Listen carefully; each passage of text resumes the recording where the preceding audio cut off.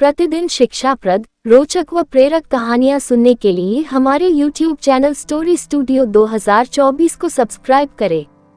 अब हम शुरू करते हैं हमारी आज की कहानी। शीर्षक: सोमवती अमावस्या की प्रचलित कथा। एक गरीब ब्राह्मण परिवार था। उस परिवार में पति पत्नी के अलावा एक पुत्री भी थी। वह पुत्री धीरे धीरे बड़ी होने लगी। उस पुत्री में समय और बढ़ती उम्र के साथ सभी स्त्रीयोचित गुणों का विकास हो रहा था। वह लड़की सुंदर, संस्कारवान एवं गुणवान थी, किंतु गरीब होने के कारण उसका विवाह नहीं हो पा रहा था। एक दिन उस ब्राह्मण के घर एक साधु महाराज पधारे। वो उस कन्या के सेवा भाव से काफी प्रसन्न हुए। कन्या को लंबी आयु का आशीर्वाद देते हुए साधु ने कहा कि इस कन्या की हथेली में विवाह योग्य रेखा नहीं है। तब ब्राह्मण दंपति ने साधु से उपाय पूछा कि कन्या ऐसा क्या करे कि उसके हाथ में विवाह योग बन जाए।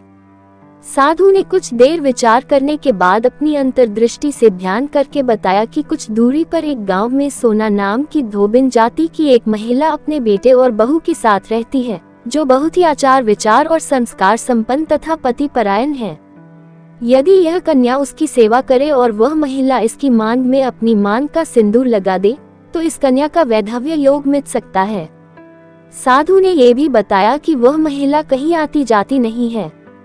ये बात सुनकर ब्राह्मणी ने अपनी बेटी से धोबिन की सेवा करने की बात कही।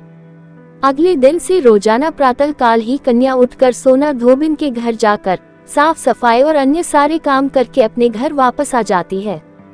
एक दिन सोना धोबिन अपनी बहू से पूछती है कि तुम तो सुबह ही उठकर सारे काम कर लेती हो और पता भी नहीं चलता। बहू ने कहा, माँ जी, मैंने तो सोचा कि आप ही सुबह उठकर सारे काम खुद ही खत्म कर लेती हैं। मैं तो देर से उठती हूँ। इस पर दोनों सास बहू निगरानी करने लगी कि कौन है जो सुबह ही घर का सारा काम करके चला जाता है। कई दिनों के बाद धोबिन ने देखा कि एक कन्या मुंह छुपा कर सवेरे सवेरे घर में आती है और सारे काम करने के बाद चली जाती है।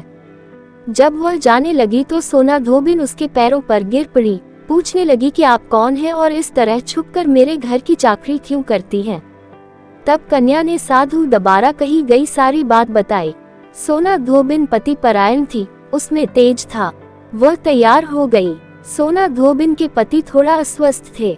उसने अपनी बहू से अपने लौट आने तक घर पर ही रहने को कहा।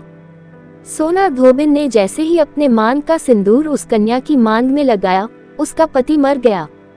उसे इस बात का पता चल गया। वह घर से निराजल ही चली थी, ये सोचकर कि रास्ते में कहीं पीपल का पेड़ मिलेगा तो उसे भावरी देकर और उसकी परिक्रमा करके ही जल ग्रहण करेगी। उस दिन सोमवती अमावस्या थी। ब्राह्मण के घर मिले पुए पकवान की जगह उसने ईंट के टुकड़ों से 108 बार भावरी देकर 108 बार पीपल के पेड़ की परिक्रमा की और उसके बाद जल ग्रहण किया। ऐसा करते ही उसके पति के मुर्दा शरीर में वापस प्राण आ गए और धोबिन का पति वापस जीवित हो उठा। इसीलिए सोमवती अमावस्या के दिन से शुरू करके जो व्यक्ति हर अमावस्या के दिन भावरी देता है, उसके सुख और सौभाग्य में वृद्धि होती है। पीपल के पेड़ में सभी देवों का वास होता है, अतः जो व्यक्ति हर अमावस्या को न कर सके, वह सोमवार को पड़ने वाली अमावस्या के दिन 108 वस्तुओं की भावरी देकर सोना धोबिन और गौरी गणेश का पूजन करता है, उसे अखंड सौभाग्य की प्राप्ति होती है।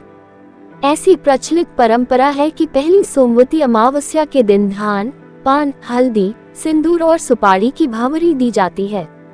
उसके बाद की सोमवती अमावस्या को अपने सामर्थ्य के हिसाब से फल, मिठाई, सुहाग सामग्री, खाने की सामग्री इत्यादि की भावरी दी जाती है और फिर भावरी पर चाया गया सामान किसी सुपात्र ब्राह्मण, ननंद या भांजे को दिया जा सकता है। अगर आपको हमारी कहानी पसंद आए हो तो अपने मित्रों और परिवारजनों को जरूर शेयर करें और हमारे YouTube चैनल स्टोरी स्टूडियो 2024 को सब्सक्राइब जरूर करें।